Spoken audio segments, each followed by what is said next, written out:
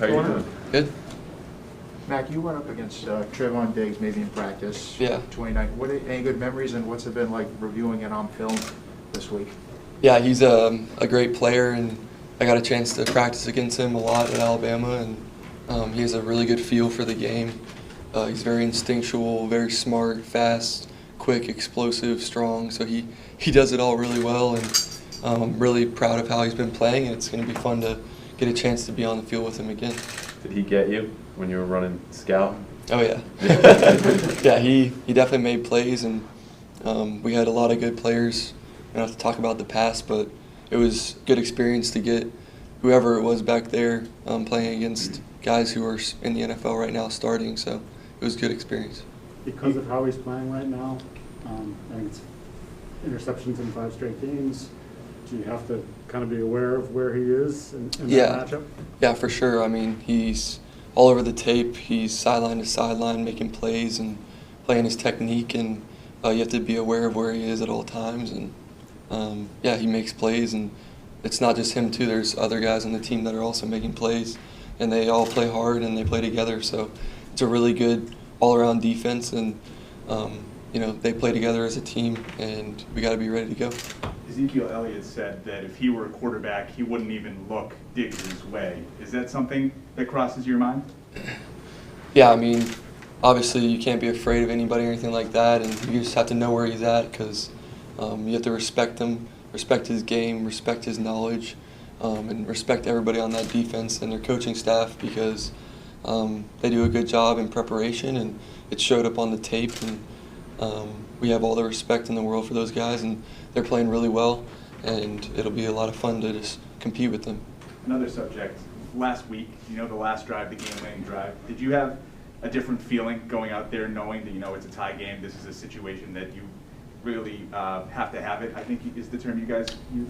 Yeah, yes and no. I think a lot of that's like outcome thinking, which is bad. So just try and focus on not the result and what you're supposed to do each play, and don't put a consequence, good or bad, on the play. So that's what the best players do in whatever sport it is. They don't care about the situation necessarily. They understand the pressure that's applied, but they trust their training, and they go back to what they've known and learned throughout their years of playing. So I try to look at people who do a good job of that, and there's guys on our team who do a great job of that, and I've learned a lot from them and all the situational football that we've had in practice. So that's obviously a great learning experience starting there.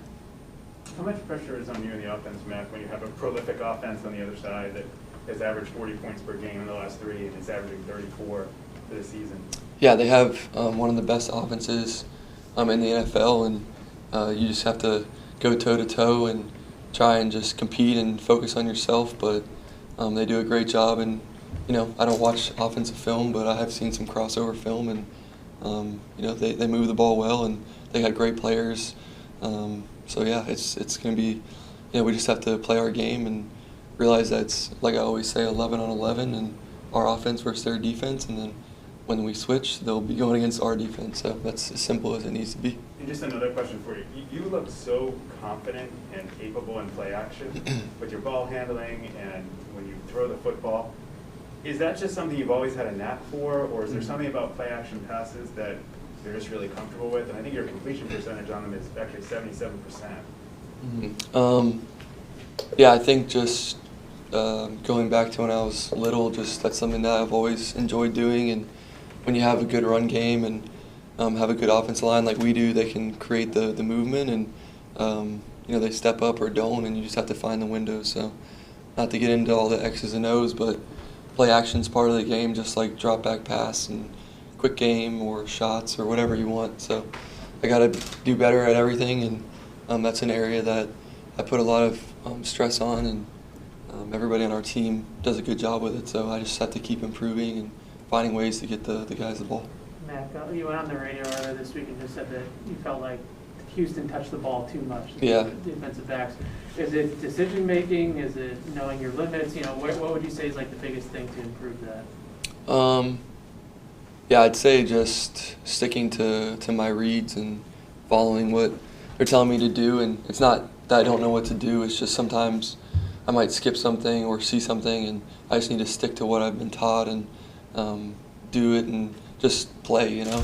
At the end of the day, you know, you can't go out there and be a stick figure and stuff. You got to kind of just react and play how you know how to play. So sometimes I might see something that other people don't see, but at the same time, when we watch the film, we always get back on the same page, and I just have to do a better job of that and realizing that, you know, they don't have to touch the ball. You can do other things, throw it away or whatever, just to make sure that it doesn't happen. Mac, what's it been like getting to know Hunter? You guys aren't, you know, you're not like the same. He's a little older, but it seems Yeah. like you guys got a nice little connection. Yeah, he's a great dude, and just going back to OTAs when he came and I got to throw with him, he's just a real likable guy and a great teammate, and he has fun with the game, but he also takes it very seriously, and it means a lot to him to do it the right way, and he's a perfectionist like a lot of us on the offense, and he's been great, so I think he'll continue to do, like, he's a new player in the system too, and we have a few of those, but at this point we're kind of evolving away from, you know, the new player.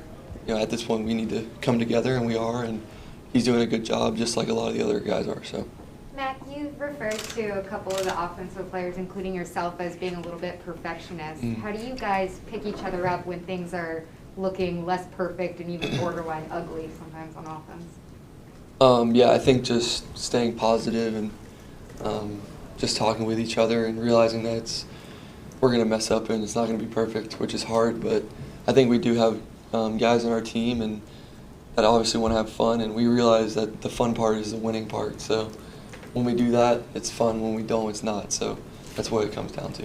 Gotta ask you about the sneakers. No bolt. Yeah. What about them? Oh, I'm just curious. I've never seen that in a sneaker before. Yeah, it's a great company, and I'm blessed to be a part of their team and stuff. But yeah, it's comfortable. You should maybe get a pair.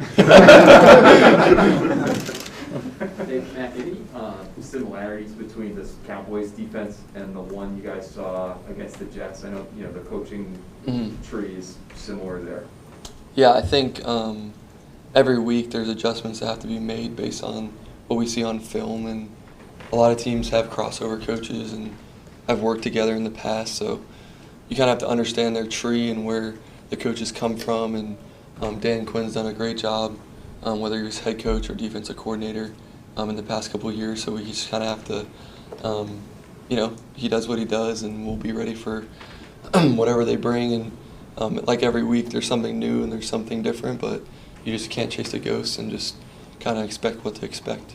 Mac, you and Hunter have sort of developed a better connection over the last couple of weeks. And as a quarterback, does it kind of like a security blanket? Is that something that enters your mind of like somebody that you can go to on in third down or something like that when you absolutely have to have it? Yeah, I mean, I feel good with Hunter, but I feel good with everybody. I mean, there's design plays for certain people sometimes, but at the end of the day, I'm executing my job and they're doing theirs. So there's guys open, and I've missed some of them, which I always go back and watch, and I feel bad because I want to get them the ball, but Hunter does a great job getting open just like everybody else, and that's their job, and my job is to give them the ball. So I try to keep it simple, and we'll continue to do that. How's Rose hanging Final in? question? What'd you say? How's Rose hanging in? She's good. She got a she got a haircut, so she's shaved, but she's getting her hair back. But she's doing good. A little too tight? A little too tight? Yeah, I just like she was so young, Yeah. and it got a little matted. Like her hair got matted because we couldn't cut it because she had to get her shot. So she's back on track. It's the hard-hitting question. Yeah, there you go. Thanks.